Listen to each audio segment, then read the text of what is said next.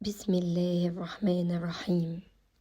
والضحى والليل إذا سجى ما ودعك ربك وما قلى وللآخرة خير لك من الأولى ولسوف يعطيك ربك فترضى ألم يجدك يتيما فآوى ووجدك ضالا فهدى ووجدك عائلا فأغنى فأما اليتيم فلا تقهر وأما السائل فلا تنهر وأما بنعمة ربك فحدث. زي ما انتم عارفين ان سيدنا جبريل كان بينزل على النبي عليه أفضل الصلاة والسلام بالوحي. بعد ما بعث النبي بفترة فتر الوحي، اتأخر عليه الوحي، وقيل انه اتأخر لمدة 2 وقيل انه اتأخر لمدة 6 شهور. وساعتها طبعا الكفار ما سكتوش في الفترة دي، قعدوا بقى يشمتوا في النبي عليه أفضل الصلاة والسلام ويقولوا ما نرى إله محمد إلا قد قلاه، يعني أبغضوا. فساعتها نزلت سورة الضحى وكأنها جبر خاطر للنبي عليه أفضل الصلاة والسلام. والضحى يقسم الله سبحانه وتعالى بالضحى، الضحى اللي هو طلوع الفجر لحد كده زوال الشمس، بمعنى ارتفاع الشمس قدر رمح إلى زوال الشمس اللي هو وقت قريب قوي قوي من الظهر. ما ودعك ربك وما قلى، ما تركك ربك يا محمد، ما سبكش، ما أبغضكش، ما قلى زي ما كانوا الكفار بيقولوا للنبي ان الوحي خلاص قلاه، ان اله محمد قلاه، يعني تركه، ابغضه، زعل منه. وللآخرة خير لك من الأولى، خلاص الآخرة لك يا محمد. ولسوف يعطيك ربك فترضى، لأن طبعا لما فتر الوحي ساعتها النبي زعل، ما بقاش عارف هو ليه يتأخر عليا الوحي كل ده،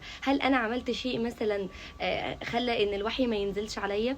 فساعتها ربنا سبحانه وتعالى بيقول له إيه؟ ولسوف يعطيك ربك فترضى.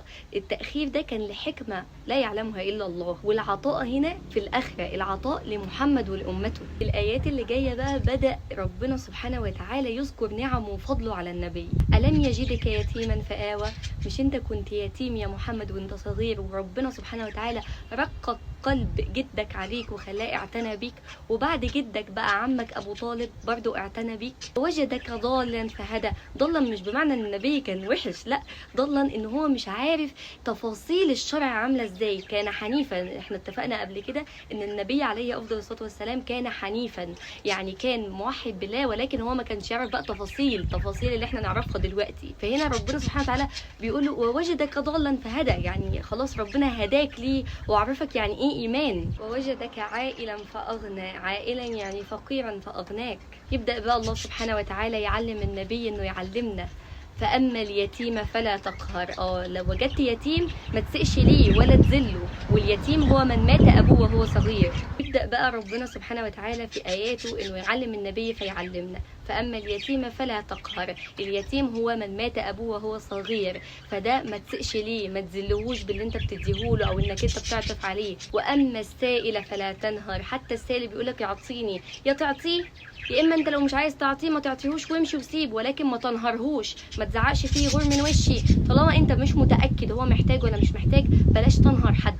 طالما انت عايز تديله اديله، مش عايز تديله ما تديلوش، ولكن ما تنهرهوش. واما بنعمه ربك فحدث، يعني اظهر نعم ربنا عليك. من شكر النعمه انك تظهرها عليك. لو عندك لبس حلو البسه، لو عندك علم ينفع الناس اديه للناس، لو عندك كلمه حلوه قولها، لو عندك حاجات تتصدق بيها تصدق. اظهر نعم ربنا عليك وبس كده. السلام عليكم.